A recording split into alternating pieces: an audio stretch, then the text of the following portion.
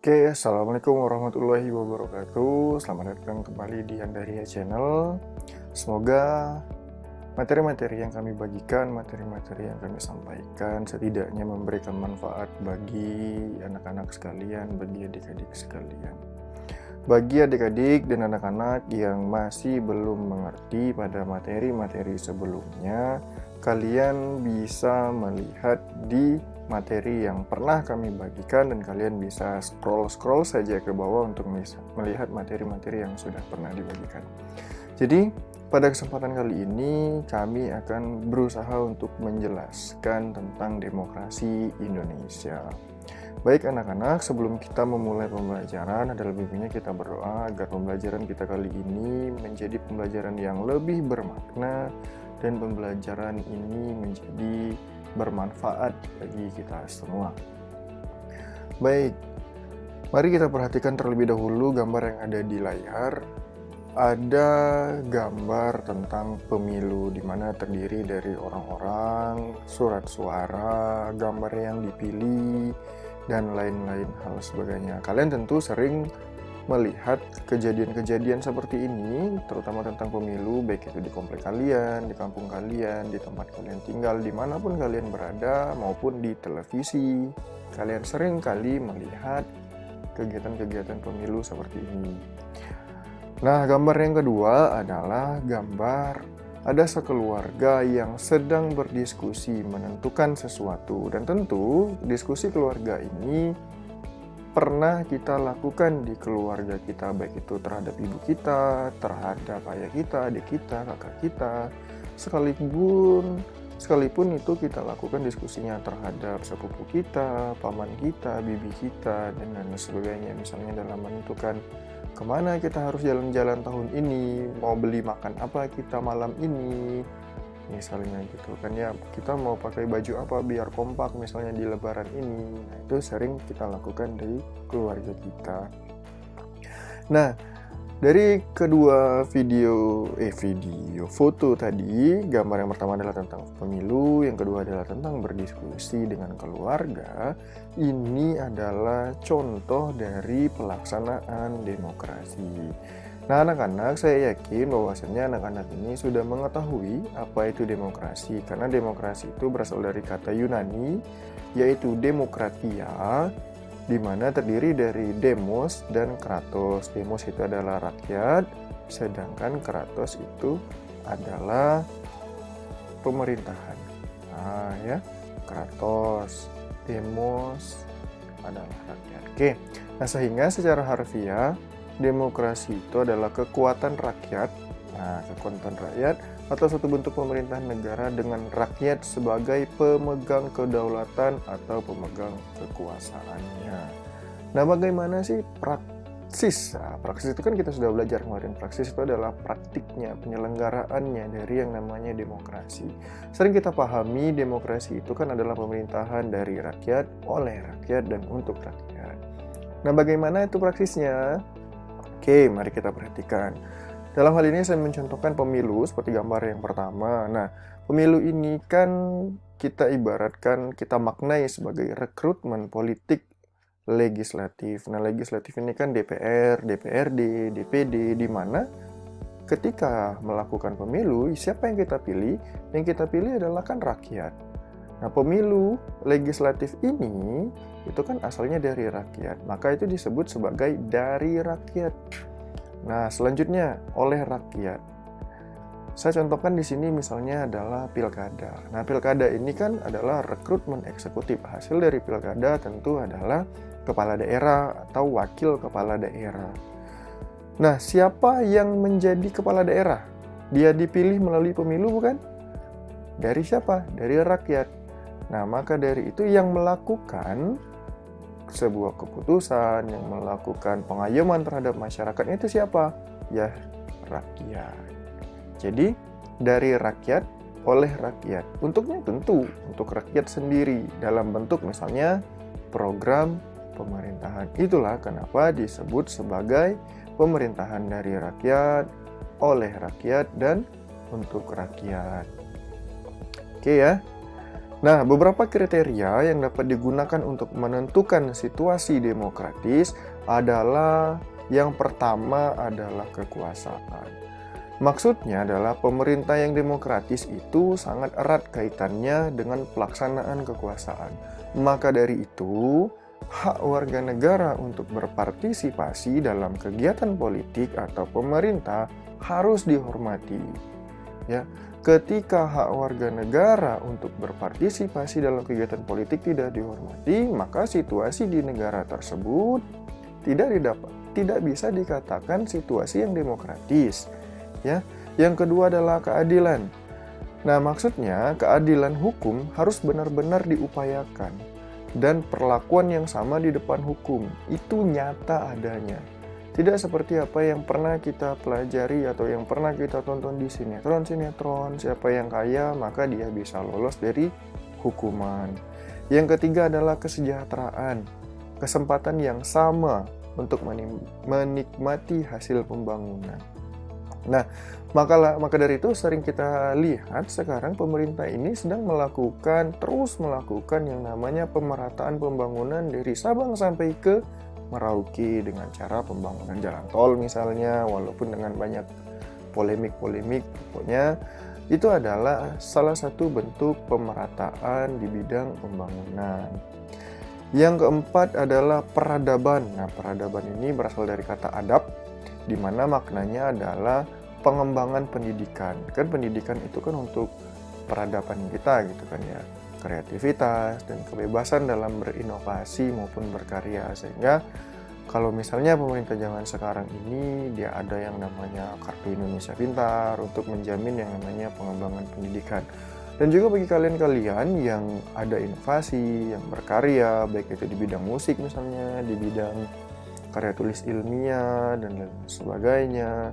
Nah, kalian itu dilindungi oleh negara dan diatur oleh negara supaya kreativitas kalian itu dihargai dan dapat dikembangkan kemudian hari. Berikutnya, afeksi, yaitu adanya hubungan antara masyarakat dan wakil rakyat di lembaga perwakilan. Nah, jadi yang namanya situasi demokratis itu adalah adanya afeksi antara masyarakat dengan wakil rakyat. Jadi kalau misalnya wakil rakyat ini dan rakyat dan masyarakatnya itu mereka menutup hubungan, tidak ada hubungan, jadi antara rakyat dengan wakil rakyat itu terpisah, mereka ada jarak di antara mereka. Nah, maka itu tidak disebut sebagai situasi yang demokratis bagi satu negara. Dan yang keenam adalah keamanan. Nah, keamanan ini yakni adanya jaminan keamanan bagi seluruh warga negara dalam kehidupannya. Jadi, kita itu dijamin keamanannya, dan yang terakhir adalah kebebasan. Bebas di sini maksudnya bukan bebas sebebas-bebasnya, ya bebas dalam berpikir, misalnya karena kita dijamin kebebasan, karena kita demokrasi, maka kita bebas berpikir, tidak. Yang namanya bebas di sini tentu bebas sesuai dengan peraturan yang ada, terutama di Indonesia. Jadi, ketujuh indikator ini harus dipenuhi oleh suatu negara yang demokratis kalau misalnya negara tersebut atau daerah tersebut mau dikatakan sebagai negara yang demokrasi. Oke. Nah, ada beberapa macam demokrasi yang ada di dunia. Saya rangkum menjadi 3. Yang pertama, atas dasar penyaluran kehendak rakyat. Dan yang kedua, atas dasar hubungan antar alat kelengkapan negara. Dan yang ketiga adalah atas dasar menjadi titik perhatiannya. Yang pertama, atas dasar penyaluran kehendak rakyat, yaitu demokrasi langsung dan tidak langsung. Yang berikutnya, atas dasar hubungan antara alat kelengkapan negara adalah demokrasi liberal dan demokrasi rakyat. Dan yang terakhir, demokrasi formal, demokrasi material, dan demokrasi gabungan. Oke, mari kita bahas satu persatu. Demokrasi langsung dan tidak langsung ini adalah demokrasi berdasarkan bagaimana cara penyampaian. Bagaimana cara penyampaiannya? Mari kita lihat di sini. Nah, di sini ada seorang pemimpin dikelilingi oleh rakyat-rakyatnya dalam menyampaikan apa kehendak rakyat yang di sini. Nah, demokrasi langsung ini dilaksanakan di era Yunani kuno. Kenapa pada saat itu masih bisa dilakukan demokrasi langsung? Karena pada saat itu rakyat yang ada di daerah tersebut masih sedikit, sehingga untuk mengumpulkan orang-orang di sini itu masih tergolong relatif lebih mudah. Jadi orang di sini langsung menyampaikan kepada pemimpinnya, menyampaikan kepada siapapun yang ingin disampaikan. Misalnya dalam menentukan suatu kebijakan. Apakah kita hari ini mau tutup saja misalnya gitu kan ya? Apakah kita mau membuat satu perundang-undangan tentang pelanggaran HAM? Mau, apa saja isinya gitu kan ya? Tentang hak untuk hidup misalnya. Oke, setuju, siapa yang setuju tentang hak untuk hidup? Nah, itu adalah contoh dari yang namanya demokrasi langsung. Yang kedua, demokrasi tidak langsung. Nah, demokrasi tidak langsung ini maknanya adalah seperti apa yang kita lihat di gambar. Ini adalah parlemen, perwakilan kita, DPR. Jadi kita diwakili oleh perwakilan rakyat. Kalau di Indonesia disebut sebagai DPR. Nah, mereka mewakili suara kita yang ada di Indonesia seluruh-luruhnya itu di DPR.